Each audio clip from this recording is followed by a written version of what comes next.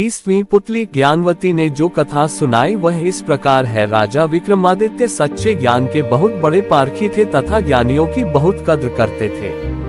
उन्होंने अपने दरबार में चुन चुनकर विद्वानों, पंडितों, लेखकों और कलाकारों को जगह दे रखी थी तथा उनके अनुभव और ज्ञान का भरपूर सम्मान करते थे। एक दिन वे वन में किसी कारण विचरण कर रहे थे तो उनके कानों में दो आदमियों की बातचीत का कुछ अंश पड़ा।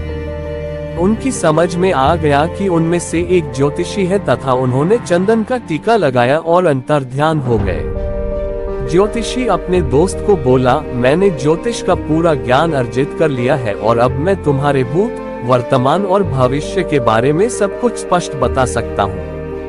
दूसरा उसकी बातों में कोई रुचि न लेता हुआ बोला, तुम मेरे भूत और वर्तमान से पूरी तरह परिचित हो, इसलिए सब कुछ बता सकते हो और अपने भविष्य के बारे में जानने की मेरी कोई इच्छा नहीं है। अच्छा होता तुम अपना ज्ञान अपने तक ही सीमित रखते। मगर ज्योतिषी रुकने वाला नहीं था। वह बोला, इन बिखरी हुई हड्डियों को देख रहे हैं। मैं इन हड्डियों को देखते हुए बता सकता हूँ कि ये हड्डियाँ किस जानवर की हैं तथा जानवर के साथ क्या क्या बीता। लेकिन उसके दोस्त ने फिर भी उसकी बातों में अपनी रुचि नहीं जताई।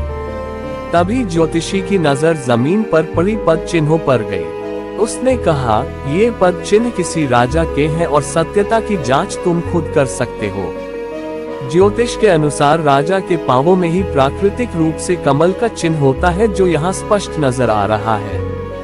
उसके दोस्त ने सोचा कि सत्यता की जांच कर ही ली जाए, अन्यथा ये ज्योतिषी बोलता ही रहेगा।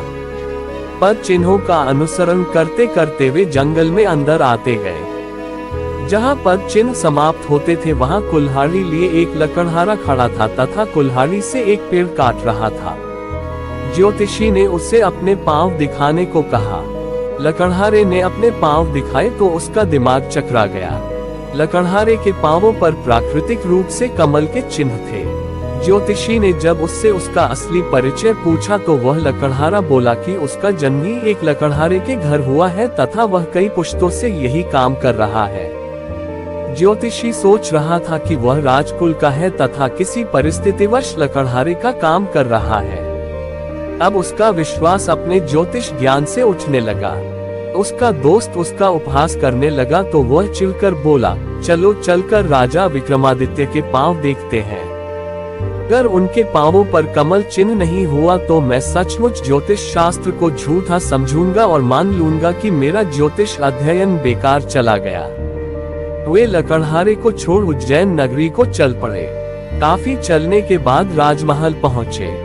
राजकमल पहुंचकर उन्होंने विक्रमादित्य से मिलने की इच्छा जताई। जब विक्रम सामने आए तो उन्होंने उनसे अपना पैर दिखाने की प्रार्थना की। विक्रम का पैर देखकर ज्योतिषी सन रह गया। उनके पांव भी साधारण मनुष्यों के पांव जैसे थे। उन पर वैसी ही आड़ी तिरछी रेखाएं थी। कोई कमल चिन्ह नहीं था। ज्योतिषी को अपने ज्योतिष ज्ञान पर नहीं बल्कि पूरे ज्योतिष शास्त्र पर संदेह होने लगा। वह राजा से बोला, ज्योतिष शास्त्र कहता है कि कमल चिन्ह जिसके पांवों में मौजूद हो वह व्यक्ति राजा होगा ही, मगर यह सरासर असत्य है। जिसके पांवों पर मैंने ये चिन्ह देखे वह पुश्तैनी लकड़हारा है। दूर दूर तक उसका संबंध किसी राजघराने से नहीं है। पेट भरने के लिए जी तोड़ मेहनत करता है तथा हर सुख सुविधा से वंचित है। दूसरी ओर आप जैसा चक्रवर्ती सम्राट है जिसके भाग्य में भोग करने वाली हर चीज है, जिसकी कीर्ति दूर दूर तक फैली हुई है। आपको राजाओं का राजा कहा जाता है मगर आपके पांवों में ऐसा कोई चिन्ह मौजूद नहीं है। राजा को हंसी आ गई और उन्होंने पूछा, क्या आपका विश्वास अपने ज्ञान तथा विद्या पर से उठ गया? ज्योतिषी ने जवाब दिया, बिल्कुल। मुझे अब रत्ती भर भी विश्वास नहीं रहा। उसने राजा से नम्रता पूर्वक विदा लेते हुए अपने मित्र से चलने का इशारा किया। जब वह चलने को हुआ तो राजा ने उसे रुकने को कहा। दोनों ठिठक कर रुक गए। विक्रम ने एक चाकू मंगवाया तथा पैरों के तलवों को खुरचने लगे। खुरचने पर तलवों की चमड़ी उतर गई और अंदर से कमल के चिन्ह स्पष्ट हो गए। ज्योतिषी को हतप्रभ देख विक्रम ने कहा, हे ज्योतिषी महाराज, आपके ज्ञान में कोई कमी नहीं है।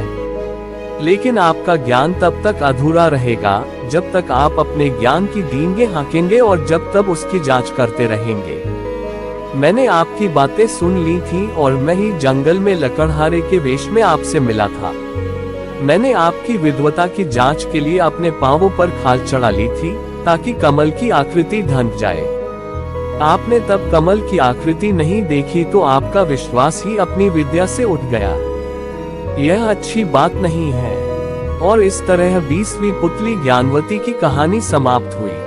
और इसके आगे 21वीं पुतली चंद्रज्योति की कहानी सुनने के लिए हमारे चैनल को लाइक, शेयर और सब्सक्राइब करें और जुड़े रहें।